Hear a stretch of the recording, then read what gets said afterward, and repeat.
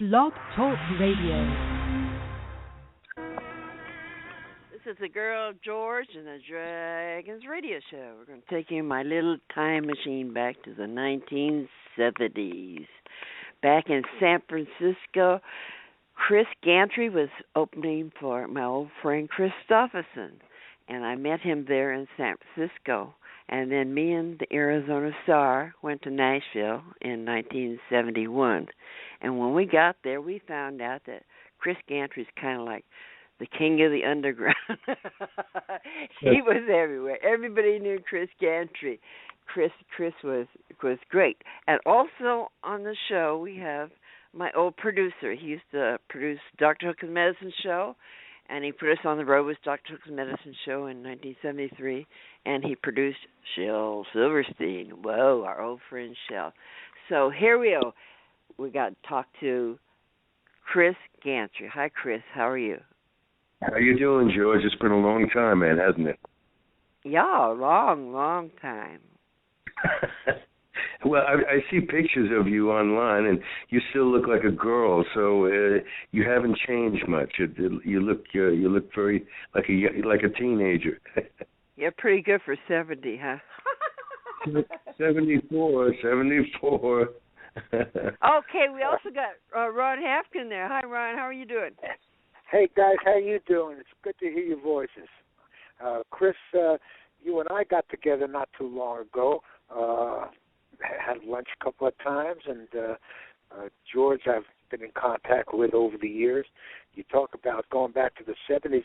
We all had a whole lot of fun since then.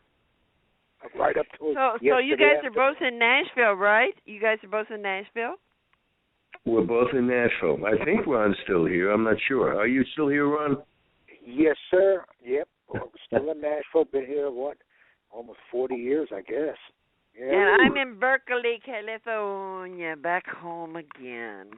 Home again. I hear old elephants go home when they're old. Came back here. So you got a book. You wrote a book about Nashville and the day. Well, it's called Gypsy Dreamers in the Alley. I wrote the book as a series of posts on Facebook, probably the only book that's ever been written on Facebook. And oddly enough, the Country Music Hall of Fame just ordered about 20 copies the other day to sell in the bookstore. So I'm excited about that. I might never get into the Hall of Fame, but at least my book is in there, so it's a good thing. Well, it's a terrific book, and Chris, as you pointed out, hey George, Chris is a magnificent writer, and it's not just his songwriting; it's how he puts his phrasings and words together. And Shel told me about Chris. Good God! I mean, when I first got to Nashville in '74, I think it was, Chris had already been here for a while. But Shel had told me about Chris, and it was exciting to meet him. And he's a very, very talented guy. So excited about his books. Yeah, well, it's. I appreciate it.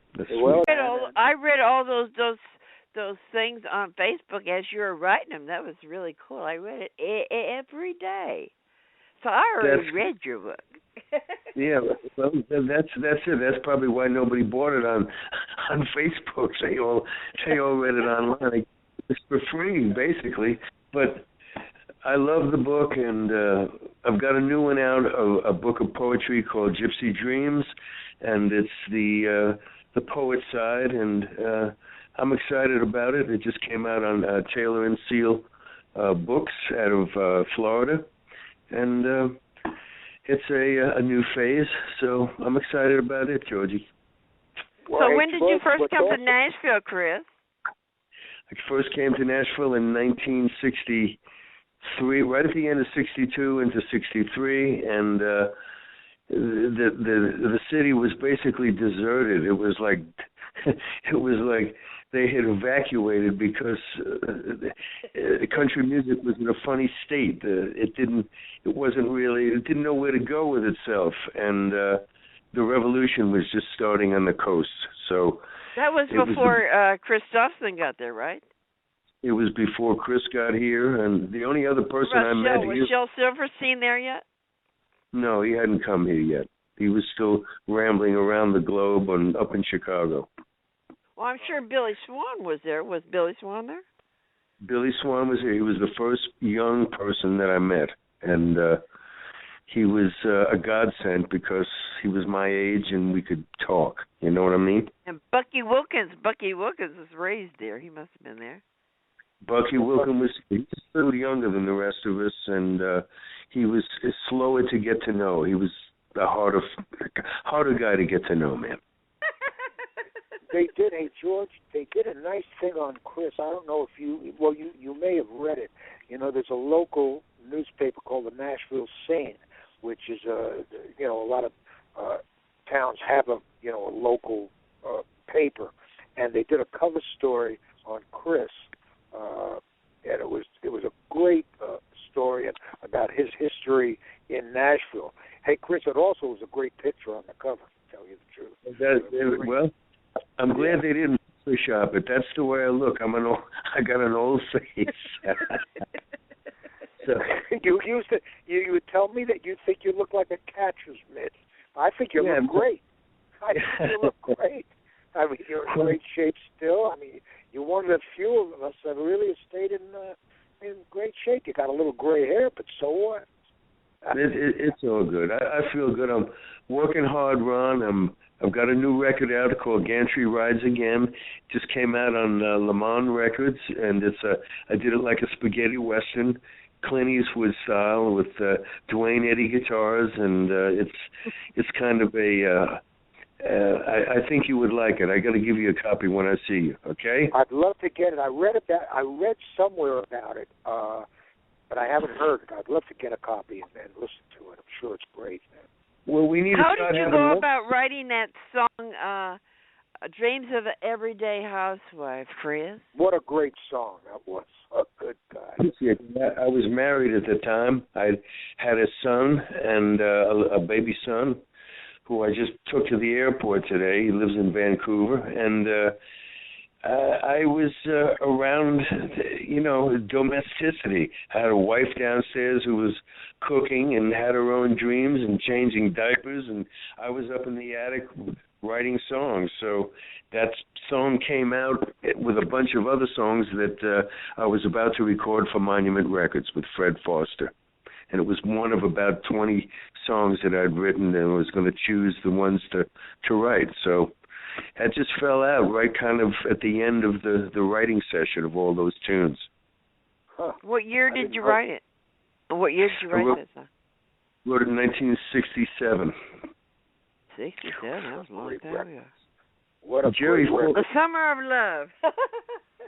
That record will hold up today as well. Isn't that interesting how a great song just, holds up, and it holds up today, It's interesting. So that was the beauty How did of those Glenn days. Campbell get a hold of it? Glenn Campbell had a big hit with it. Yeah, well, he got a hold of it through Jerry Fuller, who was his producer. Well, no, he wasn't his producer, but he was in town looking for songs for Gary Puckett and the Union Gap. So he took that back to California. Gary Puckett cut it, and Glenn was playing guitar on the session. And he heard it and took it and recorded it 2 days later with his own bunch of people. So that's how that fell out. So they both had it out at the same time. Glenn stole it from Gary Puckett. Yeah. Then Wayne Newton didn't he recorded it at the same time too. So who? It was Wayne Newton. Wayne Newton. Oh, really? Yeah. So it was a good time, man. It was a good time. So you were already a star before Chris Dawson came to town, right? You already had that song on your belt? I was getting songs recorded then, and when Chris came, I was signed to Mary John Wilkin at Buckhorn Music, and she had already signed him before he got out of the Army. So he came right to work, and we were there in the office together every day for about 4 years. And then we both went to Combine Music together. So we have a history, Chris and I tell you. That's Bucky's mother, right? Bucky's mom, yeah. Little Right. GT. But Ron was causing waves in Nashville as an independent with Dr. Hook, and he was a wild child and doing things that Nashville had never heard of before, and doing things his own way. So he was kind of a rebel and a revolutionary at the time. And well, Ron was in San Francisco. We were in Asheville. Shel Silverstein seen us at Red Dog Saloon. He says, "Oh, you should be with my producer, which handles, Dr. Hook." And so he sent us to San Francisco. Ron was in San Francisco with Dr. Hook. So we came back to San Francisco. And then after me and Star broke up, then he moved to Nashville with Dr. Hook in 74, because we got together in 73. Right. Yeah. Right. But George and the Arizona Star, as you remember, Chris, very well, because you and I have talked about it just recently, as a matter of fact. I mean, they startled the entire town. The town had never seen anything like that act. When the two of them came to town, they turned it upside down. But Chris, you were here, really at a very, very exciting time is when you got here. I caught it at the tail end. I'm glad I didn't miss it, because it was the last time, in my mind, that Nashville had there was a certain excitement. There's excitement now, but it's a different kind. But back then, I caught the very tail end with Christopherson and you and Shell and Waylon and Tom Paul Glazer and that whole crowd. It was a lot of fun. And, of course, Cash were friends, and that whole trip. And I was fortunate to catch the very end of that, which was great, Well, it was a time when everybody looked different. They all sounded different. They all wrote with different writing styles, and nobody was really co-writing too many songs. Everybody was fleshing out their own individual uniqueness, and that really doesn't happen much anymore. Now the songs are written by 3 and 4 people in rooms, and they pound these things out, and what you hear on the radio is indicative of what's going on in these writers' rooms. So it's not like it used to be. Standards are not being written anymore. They just they exist. I think you've got a point, Chris, but I was talking to George earlier, and I'm starting to feel, and you may be as well, there are a lot of things starting to happen over in East Nashville. There's a lot of new talent that's exciting talent, and it seems that maybe what's going on now, and it's been going on for about 5-10 years, is beginning to turn a corner, because I'm starting to hear, and I think you are as well, with an act that you're working with, that you played for me, starting to hear some interesting songs again that are different from what's been going on for the last decade or so. It goes in cycles. It all goes in cycles. Like way back before we came along, and before people started doing their own songs, there was the Braille people that were sitting in a room writing all the songs, and somebody else would sing them. Same thing with Nashville. All the country songs were written by people sitting in rooms, and then the country stars would sing them. Then the songwriters came around and blew them out of the water with Dylan and you and Chris, but it goes in cycles. It's about to come around again. We got a new wave coming. I don't know what they're going to call this new wave, but it's coming now. It's trying to break through right now. I think you're right. All the young Chris, what do you all think? the young ones. Well, Ron is right. Ron is right. East Nashville is exploding with a lot of talent, and I played over there last night at a place called the 5 Spot with some of the younger talent there, and it's just awesome, man. It's awesome what's going on in East Nashville. That's great, man. And you're involved out there. You've been doing some stuff out there. Been playing a lot in East Nashville, yeah. So I'm gonna come out and see you very shortly. If you let me know when you're doing something, or maybe you're posting it on your new page. I've got to find out and come on out and see you. It's been a couple of months since I've seen you, so that's exciting. So what have you been doing, Ron? Are you writing your book? Well, I'm doing that in regard to Shell. and my history with him, and then I'm working with Tony River. We've come up with some new stuff, which I'll tell you about as it develops. But it's exciting, and I'm having a good time. Good time with it. It's different and it's unique. So I'd like Chris to hear some of it, but that's cool. But I'm glad that Chris is Chris is always in the middle of all of whatever is going on in Nashville. He's always been dead smack in the middle of it, and it goes back all these years, right up till today. It's a very exciting thing. But Chris has stayed pretty young, haven't you, Chris? So I stayed young. Well, I just stay working all the time. That's the great thing, man. I'm not on the top of the dollar food chain. I haven't been making the millions a lot of people have, but I've been continuing to make the art, and I still am in love with the process, and that I've stuck close to, and I've never changed as far as the process is concerned. And it's funny that you should talk about Shell, because I'm trying to get it together to make a record of songs that we wrote in Key West in the late 70s. And that's terrific. I've dug them out. I'm reworking them and refining them and bringing them up to date a little bit melody-wise and tempo-wise. And there's some people that are interested in doing them. So I'd like to do them in the island style, when we wrote them, and the feel of Key West, what it was back in the 70s. And I've been working on them for the last couple of weeks. So it's amazing. Some of them were published, and a couple of them were recorded. One by Even Stevens and one by Bobby Bear. But I found about 6 or 7 or 8 of them that were unpublished, that we never turned in, that are just as exciting. Yeah, so trying to get that together to work on that project. That song that you wanted us to do of Shell's I Ain't Gonna Be Your Mama No More. I did it at the club. What I do every week is I write a new song every week. I actually write in my sleep. I wake up and I write down whatever's going from my head in my sleep. And then I take it in the club, and I just read off the paper, and the band plays whatever they're playing, and I put the words in. So anyway, I tried that Ain't Gonna Be Your Mama No More. I only remembered a verse and a half of it. So I wrote 2 more verses for it, and added computer. The guys on the computer all the time ain't paying no attention. So I added a couple verses to it, and I did it at the club. They loved it. They loved it.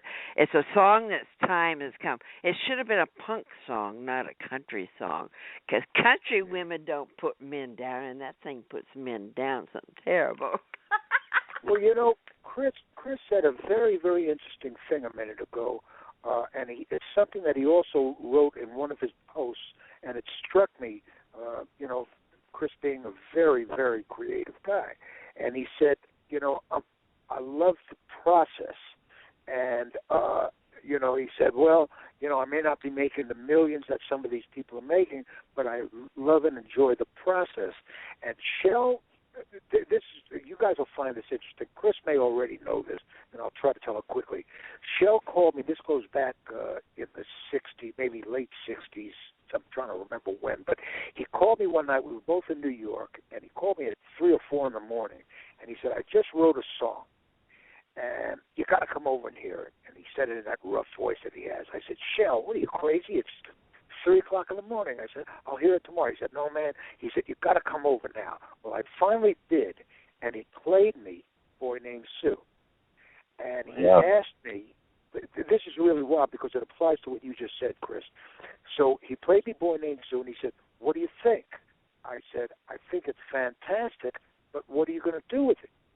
And he looked at me and he said, oh, I don't know, what's the difference? And I realized right then that the process and the beauty of you songwriters, when you get your kick, of doing it right, that's where it is, and that's where it was with him, and I have a feeling that's where it is with Chris.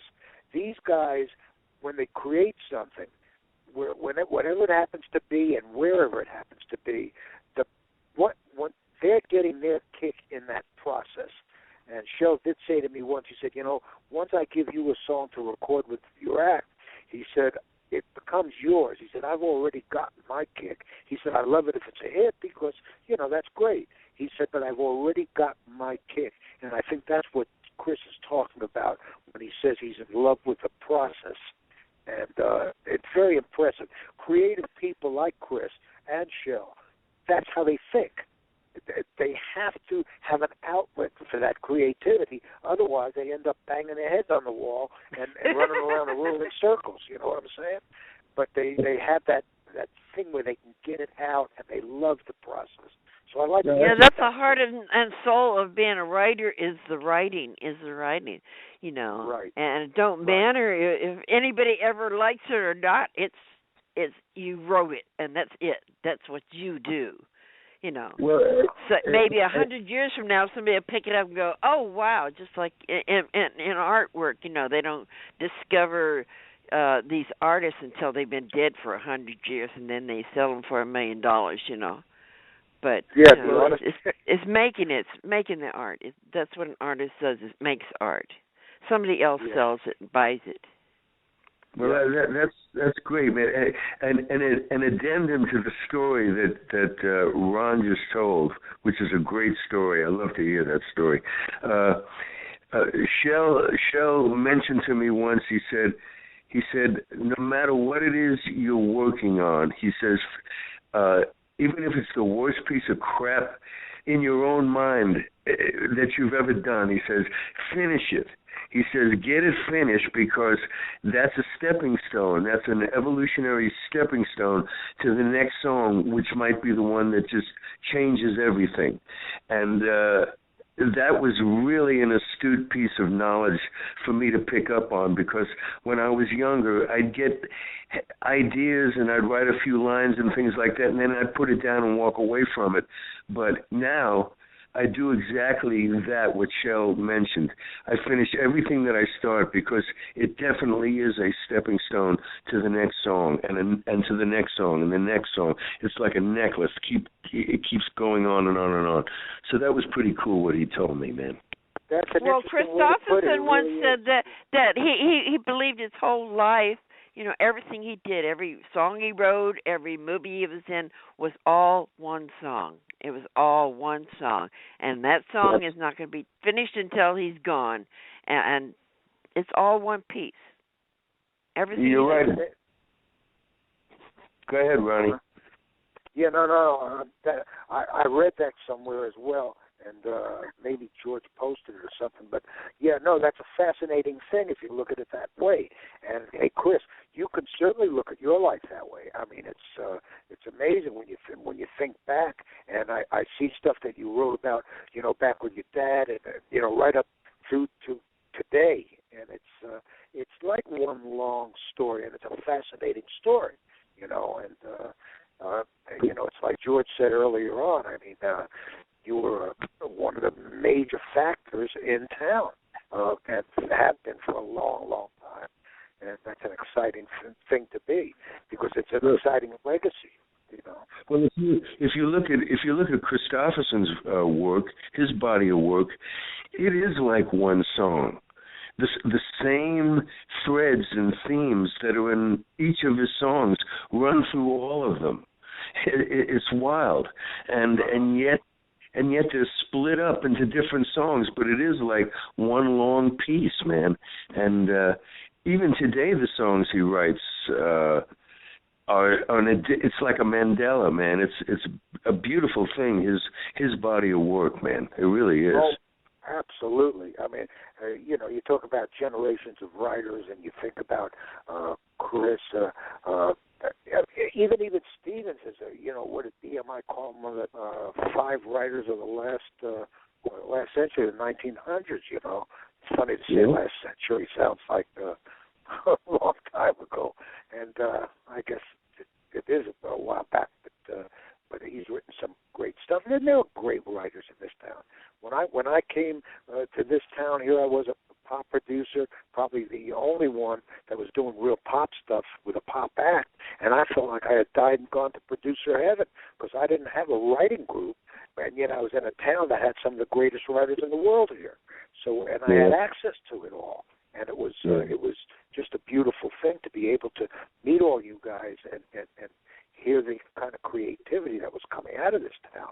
It's wonderful, you know. Yeah. We're almost out of time. It was great talking to you guys, and your whole life is a piece of art too, Ron. And so we can all find you all on Facebook. We can find Ron Haffkine. He's got a Facebook page. Chris Gantry, he's got a Facebook page. And you put all your garbage on there, and we can find everything you've ever done. And so this is the girl, George. Thank you for calling. Thank you, Girl George. We love you. Girl George and the Dragons Radio Show saying, see you later, alligator. See you later, girl. Okay, babe. See you, Chris. Everybody's crazy but me. Everybody's nutty as can be.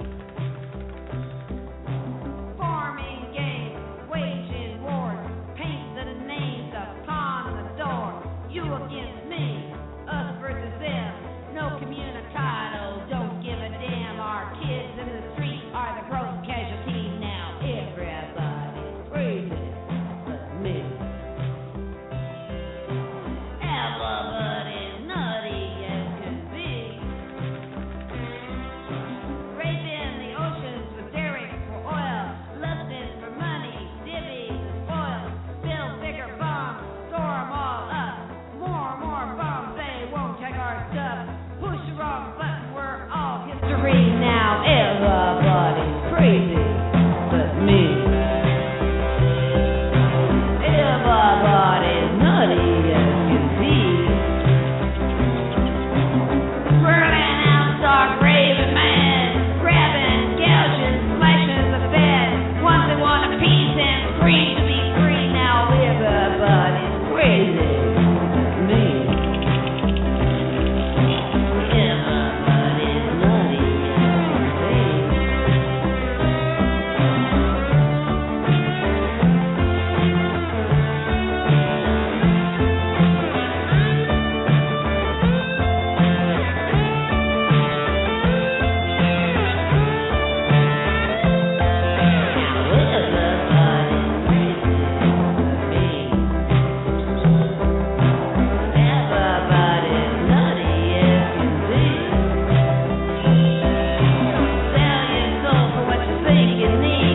Call it survival, some call it greed.